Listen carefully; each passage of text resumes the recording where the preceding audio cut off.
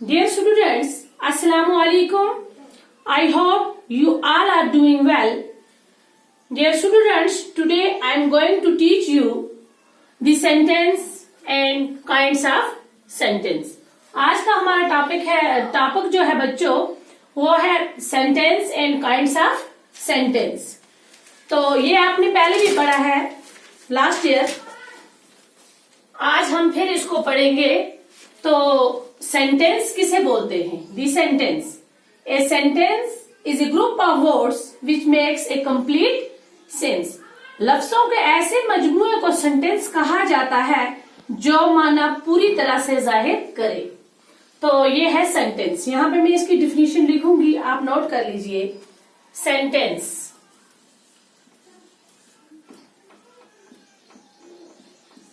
ठीक है। Sentence, a sentence, ये है बच्चों सेंटेंस की definition. A sentence is a group of words which makes a complete sense.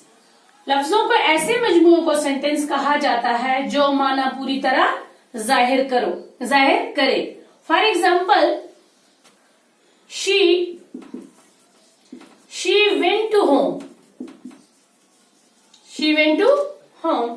इसी तरह ही ये जो है ये इसको बोलते हैं सेंटेंस, जिसमें मतलब पूरा मजमुआ पूरा मतलब मीनिंग इसका जाहिर होता है।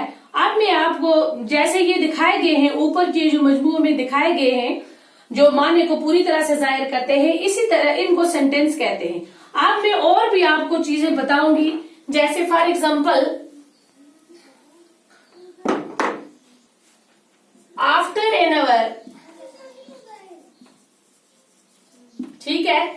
इसी तरह है, ठीक है, यह है हमारे पास विद माई ब्रदर। तो ये जो चीजें हैं, ये जो मदरजा झेल ये मजमूओं के दिखाए गए हैं, इनके भी कुछ मीनिंग है निकलते हैं, लेकिन पूरी तरह से इनको वाज़िया नहीं किया गया है। जिनके ये जो है इस तरह के अधूरे माने वाले लफ्ज, जैसे after an hour, in the morning, with my brother, तो ऐसे मजमूए को फ्रेज कहते हैं। क्या बोलते हैं इनको? फ्रेज। तो जो सेंटेंस जैसे I got up early in the morning, तो इसको हम सेंटेंस बोलेंगे, जिसमें पूरा मीनिंग पता चल जाता है, पूरा मीनिंग जाहिर होता है जिस मतलब वर्ड जिस सेंटेंस में, तो उसको हम सेंटेंस बोलते हैं, कंप्लीट सेंटेंस। तो जो मतलब आधा हो गया, जैसे इन दी मॉर्निंग विद माई ब्रदर, तो उसको हम क्या बोलेंगे बच्चों? फ्रेज। ठीक है। तो करते हैं इसके साथ sentence, kinds of sentence, kinds of sentences. कितने किस्म के ये जुमले होते हैं, ठीक है। जैसे हमारे पास आ गया पहला हमारे पास है, कितने किस्म के हैं हमारे पास? 5 kinds of sentence. There are 5 kinds of sentences. ठीक है बच्चों, कितने हमारे पास? 5। कौन कौन से हैं? एक आ गया हमारे पास पहला assertive sentence, interrogative sentence, imperative sentence, exclamatory sentence and optative sentence. I will write one by one. पहला हमारे पास आ गया assertive। इस पे आता है एफर्मेटिव। दूसरा इसमें पार्ट आता है निगेटिव सेंटेंस। ठीक है। Third one imperative sentence, exclamatory,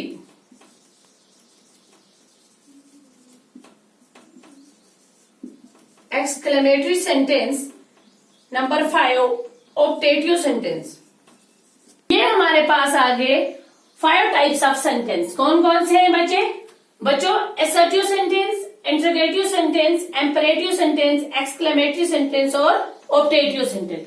हमारे पास ये जो फिरके हैं इनको 5 किस्मों में बांटा गया है। 5 किस्में कौन कौन सी हैं? Assertive, interrogative, imperative, exclamatory and optative.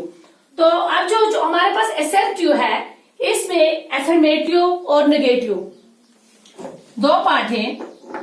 तो ये फिरके ये जो है ये किसी बात की सच्चाई या वाक़े का जिक्र करते हैं। ये दो तरह से हो सकते हैं। आएंगे एसेप्टिव sentence.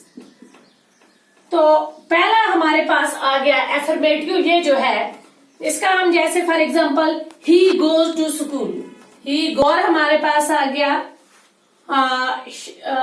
She is doing her work. जो है ये कौन से हैं?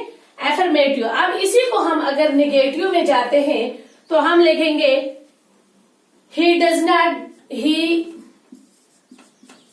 ठीक है, he does not go to school. अब जो नेक्स्ट पार्ट है हमारे पास she is not doing her work. Affirmative में जो आ गया she is doing her work और नेगेटिव में आएगा, नेगेटिव अपोजिट होता है, उसमें क्या आ गया? She is not doing her work. आ गया कौन सा? Assertive sentence. अब हम नेक्स्ट पर जाएंगे सेंटेंस। ठीक है बच्चों, ये हमारे पास आ गया इंट्रोगेटिव सेंटेंस। इस तरह के फिरकों में कोई मतलब ये इस तरह के फिरके हैं जिसमें कोई सवाल पूछा जाता है। ये जो इस तरह का ये जो फिरका है जिसमें सवाल पूछा जाता है, इनके आखिर में सवालिया निशान लगाया जाता है। तो अब हम जैसे पहला for example who teach you English, ये सेंटेंस जब हम सवाल पूछेंगे तो उसके लास्ट पर हमें नोट ऑफ इंटरोगेशन डालना जरूरी है। अब एक और एग्जाम्पल मैं आपको बताऊंगी। व्हाट इज ही डूइंग पे ये जो है इंटरोगेटिव सेंटेंस, इसके लास्ट पर क्या लगाया जाता है? सवालिया निशान। अब हमारे पास आ गया थर्ड वन इज दो रह गया, आ गया एम्परेटिव सेंटेंस। इस तरह के फिरकों में किसी हुक्म, इजाजत, इल्तिजा, नसीहत वगैरह को जाहिर किया जाता है। इन फिरकों को शुरू करने में यू लफ्ज का इस्तेमाल नहीं किया जाता। जैसे for example sit down, get out please, switch on the light. Tense है, इसमें क्या होता है बच्चों? इसमें मतलब यू का इस्तेमाल नहीं होता है। एफर्मेटिव सेंटेंस इस तरह के फिरकों में कोई हैरानी, खुशी, अफसोस, नफरत वगैरह का ख्याल को जाहिर किया जाता है। इनके आखिर में हैरानी का निशान लगाया जाता है, जैसे एंगर, सारो, एक्साइटमेंट, हैप्पी। तो ऐसी चीजें जो जाहिर करता है जज्बात को, इमोशंस को, तो उसको हम क्या बोलते हैं? Exclamatory sentence. अब इसकी जब ये सेंटेंस हम लिखते हैं for example what A lovely flower, लगाना जरूरी है, तभी हमें पता चल जाएगा कि ये कौन सा सेंटेंस है, ये एक्सक्लेमेटरी सेंटेंस है। अब हमारे पास सेंटेंस कौन सा है बच्चों? Optative sentence. इस तरह के फिरके से किसी ख्वाहिश या इल्तिजा को जाहिर करते हैं। इनके आखिर में भी कौन सा निशान लगाया जाता है? ये वाला निशान, ठीक है ना। जैसे may you live long, first prize, oh what I were young.